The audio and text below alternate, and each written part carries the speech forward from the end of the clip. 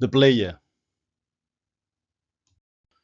In the player menu, under the first tab, you will find the usual controls you would expect in a player. Here I want to highlight one, that is the queue. Once you click on the queue, it will appear the queue in the right-hand side. There is also a playlist tab where you can see the list of playlists available.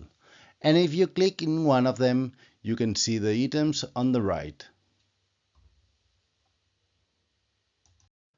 Under the Browse tab, you will be able to see all the files that are stored in the micro SD card, and you will also be able to manage them. One very interesting feature is that you can add files or folders from your browser into the micro SD card of the device directly. You can also add files to the playlist or create a new playlist with all the files of a folder, or you can even delete them.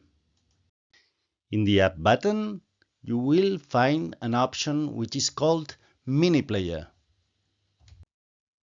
When this option is activated, appears a bottom line with some controls and data of the player.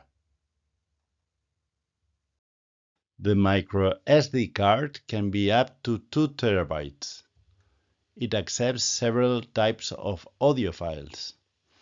It manages a hierarchy of 8 folders.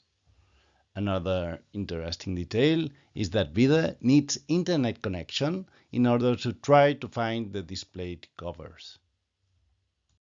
Anyway, to find all the technical details and information about the player and the SD card and other stuff, you can find the datasheet of the device in Ecler website.